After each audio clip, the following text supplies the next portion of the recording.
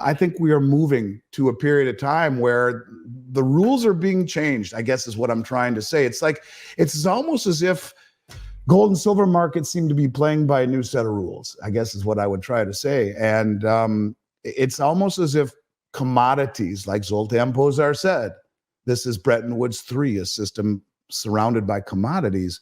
It's as if commodities are worth more than currency nowadays, and this is a rush to do so, but not so fast that it creates attention. And this is how they suppress the paper price and then deliver it.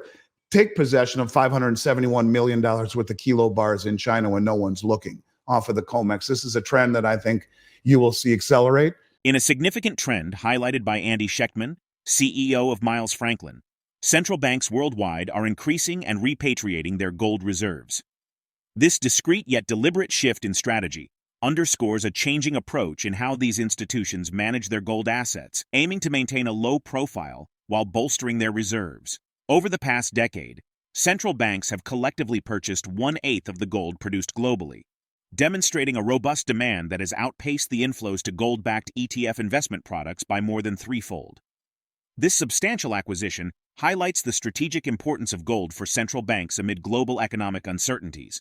Russia and China have dominated the central bank gold market, accounting for over 80% of net central bank gold demand reported to the International Monetary Fund, IMF, since 2004. However, recent trends show a shift in this dynamic. Over the last 3 years, their share of global central bank gold purchases has dropped to around 30%. This change is partly due to Russia halting its gold purchases and even selling some of its reserves, following Western sanctions imposed in response to its invasion of Ukraine.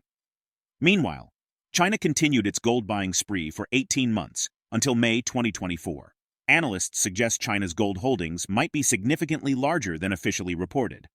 Comparing China's private sector demand with its gold mining output and bullion imports indicates that its national gold reserves could be twice the reported total. Historically, the People's Bank of China has kept its gold accumulation under wraps, only revealing significant increases in its reserves in 2009 and 2015.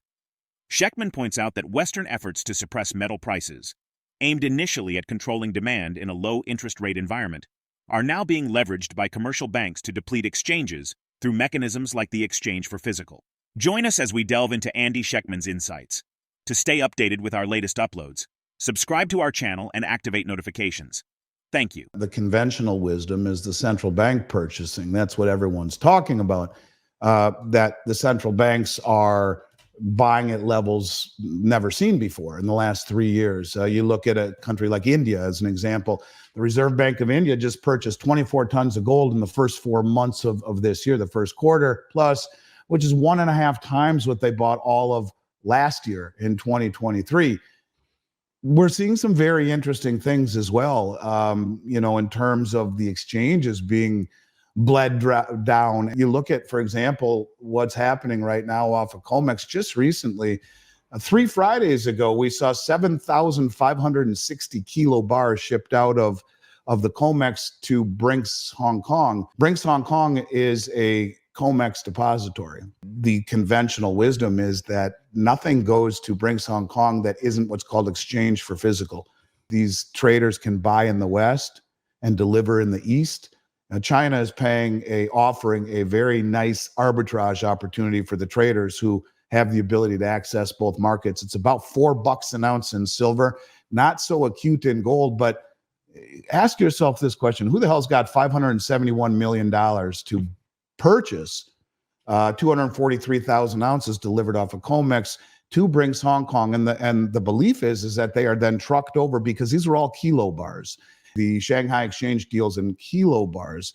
The mini contract on COMEX is kilo bars. Some entity, and some people think it's HSBC Bank. I don't know who it is, but I can tell you that $571 million worth of kilo bars were delivered to Brinks, Hong Kong. Some people believe it's then being trucked to the Shanghai Exchange, which uses kilo bars. And when you talk about the amount of central bank purchasing, it's off the charts. And I don't think we're even being told how much these central banks are buying. But when you realize that not only are these banks accumulating gold, it is a trend of repatriation as well. And, the Bank of India just moved 100 tons of gold quietly out of the Bank of England and took possession of it. And you go back a few years, you start with the Bundesbank in Germany. the Dutch National Bank, the Bank of Austria, Hungary, Turkey, Poland. We just saw the Bank of Saudi Arabia, several African banks and a couple more Middle Eastern banks all pull their gold out of the Bank of England and the New York Fed. It's about slow repatriation. It's about slow accumulation, not too fast to raise attention. But what I really do believe is happening is that the Western suppression of metals, as foolish as it is, which has originally been there to suppress the demand for gold in a low interest rate environment, which is obviously changing, they're using that suppression, the large short positions of the commercial banks, to drain the exchanges, to do exchange for physical, to drain the COMEX, to drain the LBMA, and now even pulling metal out of the Shanghai exchange, because I think counterparty risk is something that is very acute. And the belief that wealth is found in a broke country's debt, our treasuries, or a country that has chosen to inflate versus being prudent with their fiscal policy and the monetary policies, I think we are moving to a period of time where the rules are being changed, I guess is what I'm trying to say. It's almost as if gold and silver markets seem to be playing by a new set of rules, I guess is what I would try to say. It's almost as if commodities, like Zoltan Pozsar said, this is Bretton Woods 3, a system surrounded by commodities. It's as if commodities are worth more than currency nowadays, and this is a rush to do so, but not so fast that it creates attention. And this is how they suppress the paper price and then deliver it.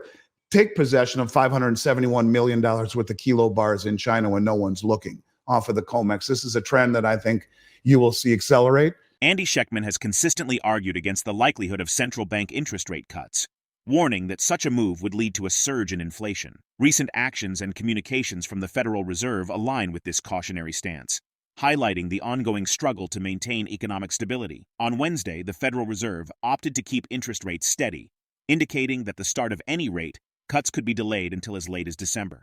Officials now project only a 0.25 percentage point reduction for the year, a significant markdown from the 3 reductions anticipated in the Fed's March projections. This decision underscores rising estimates for the measures required to keep inflation in check. Despite acknowledging modest further progress towards the 2% inflation target, an upgrade from the Fed's May 1st statement, the central bank's revised outlook reflects a cautious approach. Schectman criticizes the Fed's inconsistent and unreliable communication, suggesting a premature rate cut would be detrimental. The commitments are overwhelming, Schectman explains. Cutting rates would signal to the world that the U.S. has abandoned efforts to manage its fiscal balance, potentially reigniting severe inflation. Let's get back to the interview. I mean, I've been saying all along, I don't think that they're going to cut.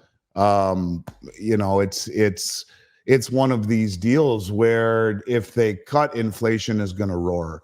And everything they've told us, it has been the opposite of what they've told us. Go all the way back to, well, there is no inflation, and then it's transitory, whatever the hell that means, and then it's structural, but then it's under control, but then it's reared its head again. We're going to do 4 rate cuts for sure, maybe 2. And now you're even hearing guys like the head of the Minneapolis Fed saying maybe we're even going to raise rates. I don't think you can believe anything that comes out of the Federal Reserve's mouth collectively. And I don't see them cutting rates. I think it's higher for longer. I mean, look, when you talk about inflation, when you talk about commitments, everyone talks about the nearly $35 trillion debt, but that doesn't take into account, Kai, the unfunded liabilities of Medicare Part B, $99 trillion, Medicare Part D, the prescriptions, $22 trillion, Social Security, $77 trillion, government military pensions. Who the hell is going to pay for that?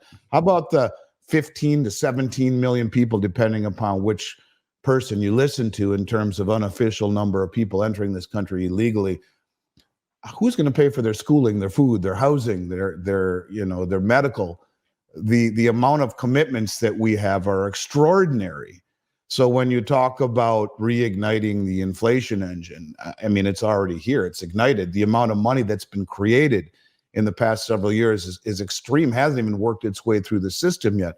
So if we do cut, to me, what it really signals to the rest of the world is we've given up on austerity. We've given up on normalizing our balance sheet ever. And if we do cut, I think you can just look for massive reigniting of inflation that becomes far more apparent than it already is by the lying CPI numbers, where they exclude things like coffee, which is up 80% in the last year. Oh, let's pull it out and replace it with tea.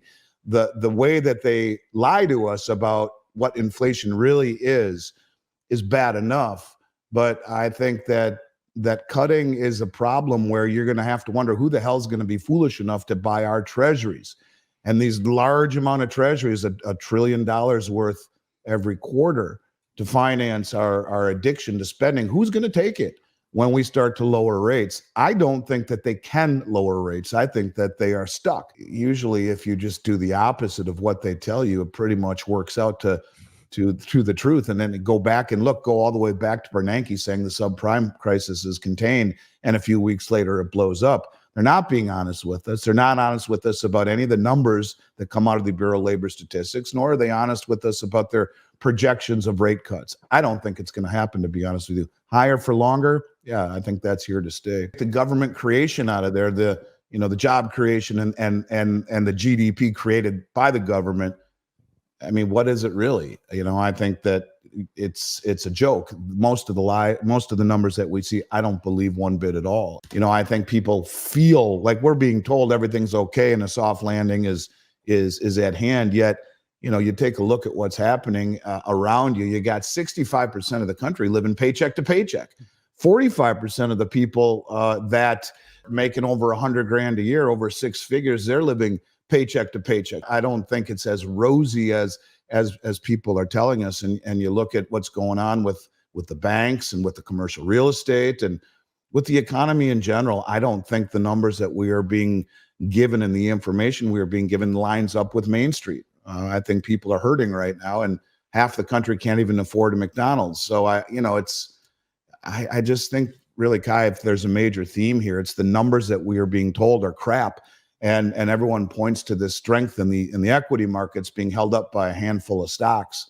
But in reality, to me, what this is smoke and mirrors. And I think people feel that the numbers that we are being reported really just aren't indicative of how easy it is to make ends meet these days.